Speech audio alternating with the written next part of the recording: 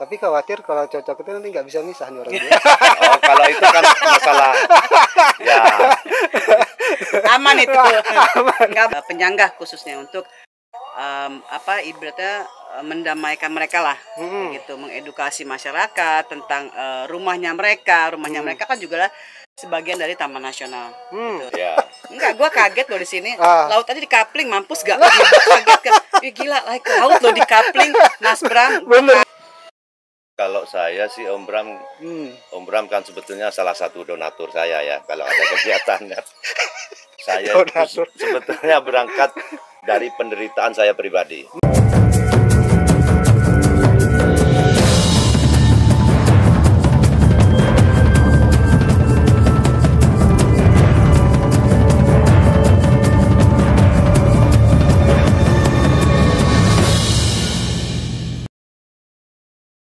Baik sahabat Kopi Rimba dan sahabat Bung Nona dan Nyonya, saat ini saya berada di salah satu tempat wisata di Kota Bontang, yaitu Taman Mangrove Saleba. Dan di sudut dari tempat wisata ini atau di sudut Taman Mangrove Saleba ini ada sebuah tempat yang nyaman buat nongkrong, yaitu Kopi Rimba. Dan saya beruntung hari ini bisa ketemu dengan orang-orang hebat, sahabat-sahabat saya, yaitu ada Mas Hio. Siap. Apa kabar nih Mas? Alhamdulillah baik Om Bram. Seperti yang dulu kita jumpa. Lama kita nggak ketemu ya? Lama banget. Dan di samping saya ada juga yang spesial, sosok seorang wanita yang jarang saya temukan. Ini wanita yang sedikit-sedikit bernuansa rimba. Karena begitu menyukai lingkungan. Mbak Nina, apa kabar nih Mbak Nina? Baik Mas Bram. Iya, Mbak Nina ini baru di Bontang atau gimana? Aku sudah hampir 3 tahun Mas Bram. Oh 3 tahun di Bontang? 3 tahun di sini. Cuma kita baru ketemu gitu ya. Waduh, terasa baru ditemukan sekarang. Baru dipertemukan. Terasa luas banget Bontang, padahal sempit ya. Kecil ya kotanya. Tapi hari ini kita bersyukur bisa sama-sama ngopi di sini, nongkrong di sini, dan bercerita tentang dunia-dunia kalian berdua. Yang saya tuh kagum sebenarnya, ada orang-orang yang begitu eksis, begitu ikhlas untuk bergerak di dunia lingkungan. Karena jarang-jarang tuh kan zaman sekarang orang lebih berpikir bagaimana bisa mendapatkan income yang banyak, bisa mendapatkan penghasilan, popularitas juga lebih cepat. Kalau di lingkungan ini kan popularitasnya kalau mau kita pengen tujuan kita untuk populer gitu kan lambat ya kan? Betul. Lambat. Mbak Nina juga baru, padahal Mbak Nina udah kemana-mana tapi saya baru tahu sekarang. Nah Mbak Nina ini sebenarnya kegiatan utamanya apa sih Mbak? Ini untuk global atau khusus sini nih? Global dulu. Kemudian baru nanti di Bontang nih apa nih? Kalau untuk secara keseluruhan adalah Bumi Edukasi itu adalah sebagai jembatan, Mas Bram. Jembatan di mana menjembatani Taman Nasional dengan masyarakat, gitu kan. Penyanggah khususnya untuk ibaratnya mendamaikan mereka lah, gitu, mengedukasi masyarakat tentang rumahnya mereka kan juga lah sebagian dari Taman Nasional, gitu, se-Indonesia. Jadi artinya bukan hanya di Taman Nasional Kutai, tapi semua taman nasional yang ada di Indonesia. Di Indonesia. Nah, mengawalinya itu aku dulu 2018 aku belusukan pertama adalah jelajah 7 taman nasional. Jadi sebelum Jokowi belusukan, Mbak Nina udah belusukan ya? Belusukan duluan. Jadi kerjaan saya itu cuma ngajar ke sekolah-sekolah. Ngajarnya bukan baca tulis, Mas Bram, tapi mengajarkan bagaimana mengenalkan rumah kita adalah bumi, rumah kita adalah Indonesia, rumah kita adalah Taman Nasional. Karena mereka adalah di bagian penyangga. Nah, jadi sedihnya setiap saya ke Taman Nasional gitu kan, ke Taman Nasional, saya bertanya, ini apa ya gitu kan? Ini Taman Nasional bukan ya? Mereka nggak tahu, dan mereka nggak tahu kalau itu Taman Nasional. Nah, disitulah tergerak hati saya untuk, aduh sayang banget ya, padahal itu mereka punya keanekaragaman hayati yang sangat luar biasa menurut saya, Mas Bram. Nah, disitulah saya menggunakan rumah mereka itu tadi, keanekaragaman hayatinya, satwanya, gitu kan. Ini loh yang harus kita selamatkan di rumah kalian. Kalau ini akan habis, seperti ini, terus kalau hutan kalian habis akan seperti ini, gitu kan. Karena kita manusia sangat bergantung dengan alam, Mas Bram. Benar. Sangat alam sih nggak peduli kita manusia, gitu kan. Tapi kita manusia sangat membutuhkan alam. Betul. Nah, jadi disitulah saya tergerak. Nah, saya berusukan ke 7 taman nasional itu, era meluas, gitu kan. Hanya cuma satu konsep, Mas Bram. Mengenalkan rumah kita. Rumah kita itu ada 2 pilar, alam dan budaya. Nah, jadi dengan anak-anak sekarang budaya itu sudah tergeser nih, Mas Bram. Ya, benar. Anak milenial gitu kan. Taunya yang begini-begini. Ke Koreaan gitu kan. Tapi saat kita tanya ini dari mana ya? Nggak tahu. Ini tarian ini kalian ini loh. Tariannya ternyata ini loh, daerah kalian ini. Nah, jadi saya mencoba mengembalikan itu. Mengembalikan minimal sedikit aja deh. Untuk anak-anak generasi penerus saya, terus anak saya juga saya kenalkan gitu kan. Mulai sekarang anak saya juga saya ajak belusukan ke Indonesia bahwa ini loh rumah kamu, saya bilang sama anak saya gitu. Jadi sampai kamu udah dewasa, kamu tinggal menentukan. Gitu. Itu aja sih saya bikin. Benar ya. Jadi apa? Intinya adalah rumah kita aja. Rumah bumi dan alam itu rumah kita gitu ya. Betul. Dan betul. Sangat luar biasa. Jadi sebenarnya gini, Mbak Nina, saya kan orang Kutai nih, orang Kalimantan. Tapi sedihnya saya itu, saya nggak tahu ini pohon apa gitu kan. Ya pohon besar gitu akhirnya. Jadi sayang kan sebenarnya sebagai orang Kalimantan, orang Kutai, sebetulnya saya tuh lebih banyak mengetahui tentang pohon. Ketika semacam Mbak Nina atau orang-orang dari luar datang, saya pengen ngelihat pohon ulin dong, gitu kan. Karena saya nggak tahu. Udah habis juga kali. Masih ada apa nggak pertanyaan? Masih ada. Pertanyaan lu masih ada nggak ya ulin gitu? Berarti kan aneh. Tapi kalau dari kecil anak-anak seperti Mbak Nina diajarkan bagaimana budaya, bagaimana pohon. Ini loh pohon ini udah langka. Ini kita harus lestarikan. Kenapa langka? Karena pohonnya begini-begini itu kan sangat luar biasa ya. Nah, kalau Mas Hio nih Bontang asli kan, kita udah lama di Bontang ini ya. Ya, sudah. Saya memiliki Bontang sudah. Wah. Kenapa Bapak nggak jadi wali kota? Tapi dulu waktu kita pertama kenal Mbak Nina, saya kenalnya Hio itu seniman, musisi. Nah, kesini-sininya tuh baru saya amatin, ini orang kayaknya nih cinta lingkungan banget gitu. Kenapa Mas Hio? Kalau saya sih Om Bram kan sebetulnya salah satu donatur saya ya. Kalau ada kegiatan saya sebetulnya berangkat dari penderitaan saya pribadi. Jadi saya mempelajari hidup itu dari penderitaan saya pribadi. Saya mencari di mana perjalanan spiritual itu akhirnya menemukan saya bahwa yang harus kita pikirkan pertama bukan penderitaan kita sebetulnya. Penderitaan orang lain. Itu. Jadi saya mencoba berangkat dari menjadi pemerhati tentang penderitaan dulu. Nah, akhirnya saya berangkat dari jalan yang begitu. Yang berbuat saja. Jadi ternyata Tuhan mengajarkan kita itu bukan karena kita menderita dengan berdoa meminta agar kita bahagia. Bahkan Tuhan menyuruh kita, kalau kamu menderita, pahamilah orang lain yang juga menderita. Biar kita paham tentang orang lain. Ketika kita berusaha menutupi penderitaan orang lain, penderitaan saya akan tertutupi juga, otomatis. Luar biasa. Itu spiritualnya di situ. Jadi saya mirip-mirip ustadz gitu ya. bukan ustadz. Artinya manusia itu memang harus mencari. Mencari. Benar. Yang berujung kepada perjalanan spiritual. Jadi kalau dari ilmu teologi nggak ada saya, dari otodidak. Jadi nggak menyia-nyiakan Tuhan ngasih nalar, ngasih pikiran, ngasih hati, ternyata benar. Jadi dari situ Om Bram saya menemukan kenikmatan yang berdampak ke diri saya sendiri justru dan keluarga saya. Ketika kita berusaha merasakan penderitaan orang lain, Tuhan itu tidak pernah menutup mata untuk menutup penderitaan kita. Nah, jadi istilah hidup ini adalah pantulan gitu ya. Betul. Jadi apa yang kita lempar itu akan kembali pada diri kita sendiri. Ya. Kita menolong orang, suatu saat kita juga akan ditolong oleh orang. Paling tidak, kalaupun tidak ada orang secara langsung, Tuhan itu akan memberikan pertolongan kepada bertanggung kita. Jawab Tuhan itu dengan itu.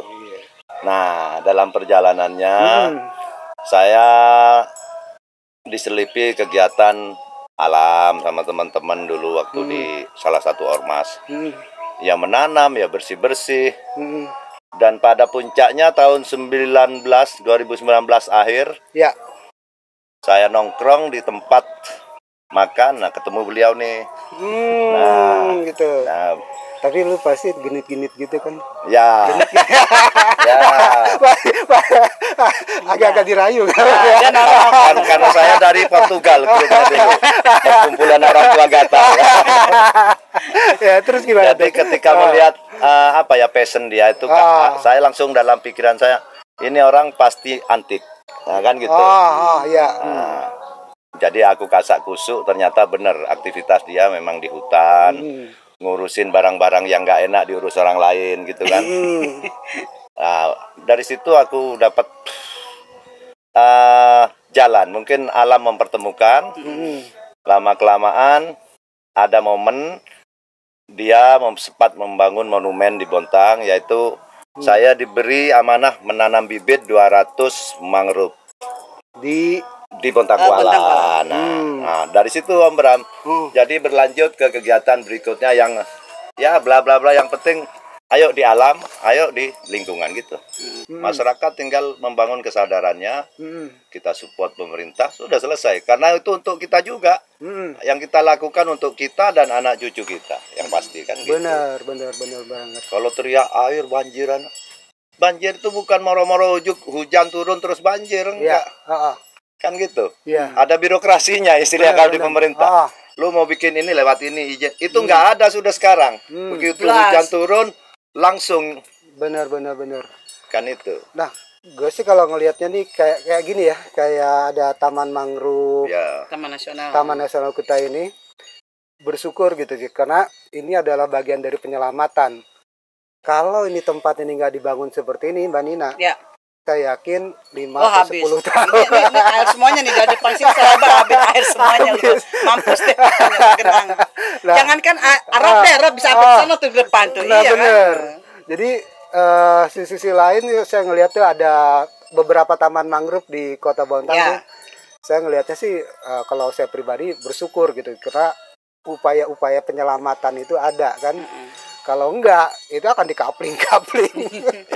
Enggak, gua kaget loh di sini. Laut aja dikapling, mampus gak? Kaget kan? Gila, laut loh dikapling, Mas Bram. Bener.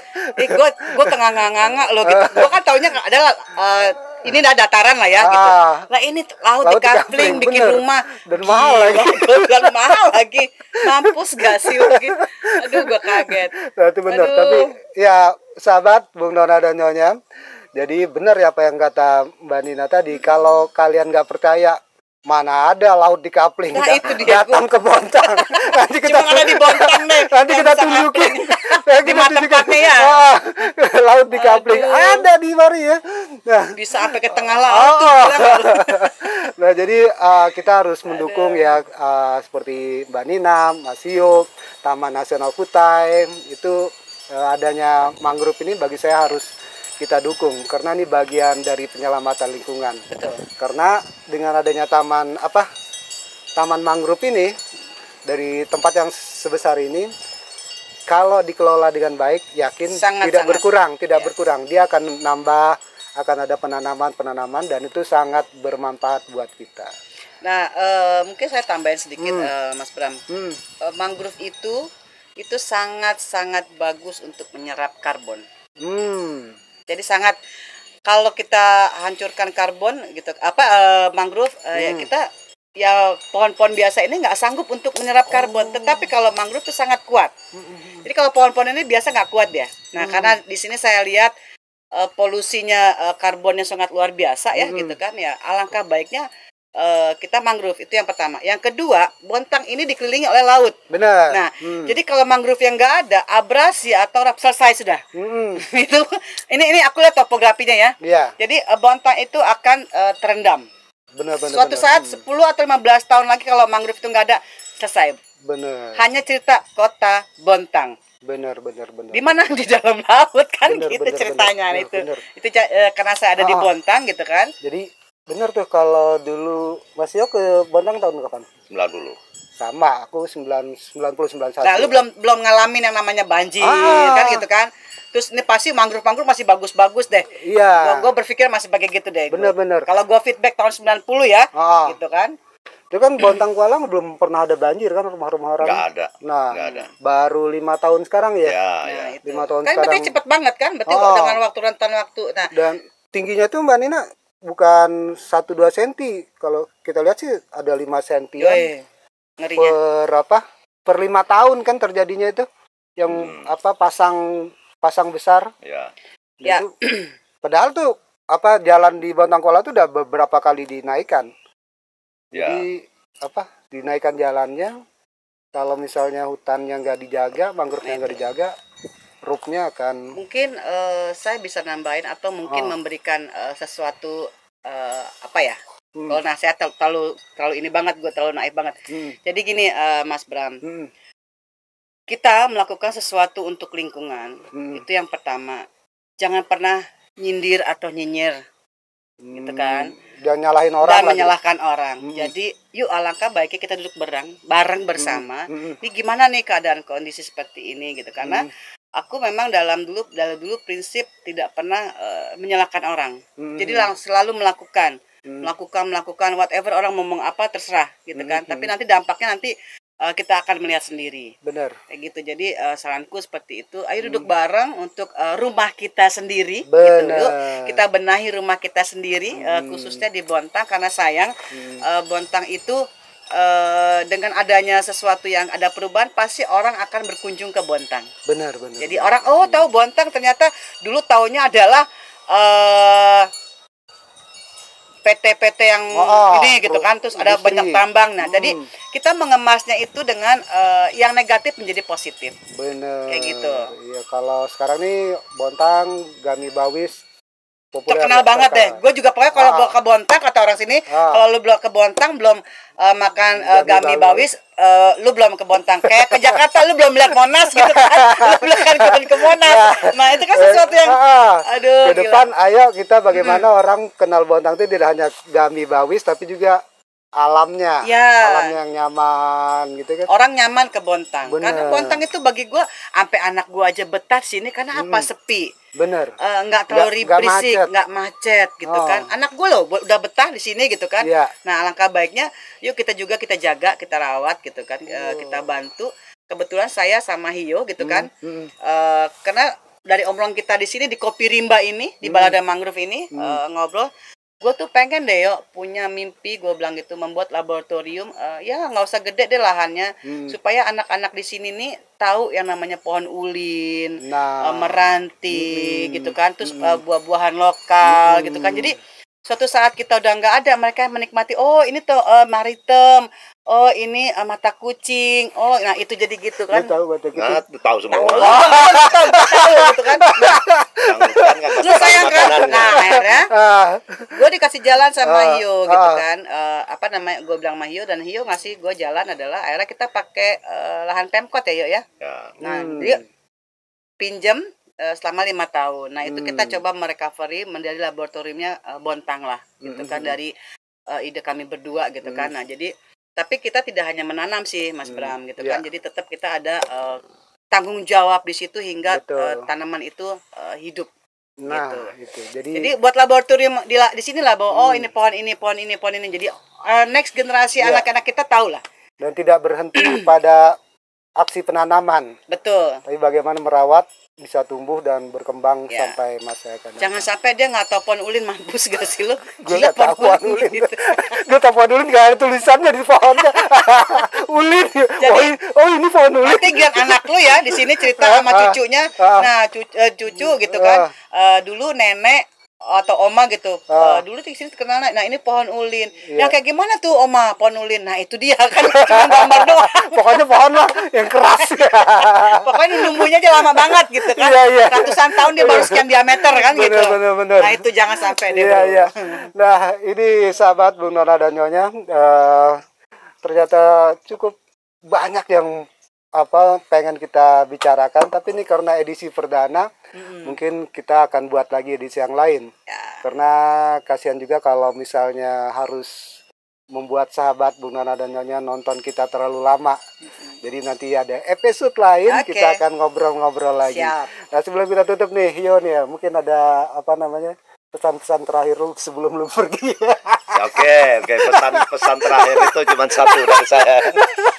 Saya hanya membuat pesan dari dulu sampai sekarang, Bram.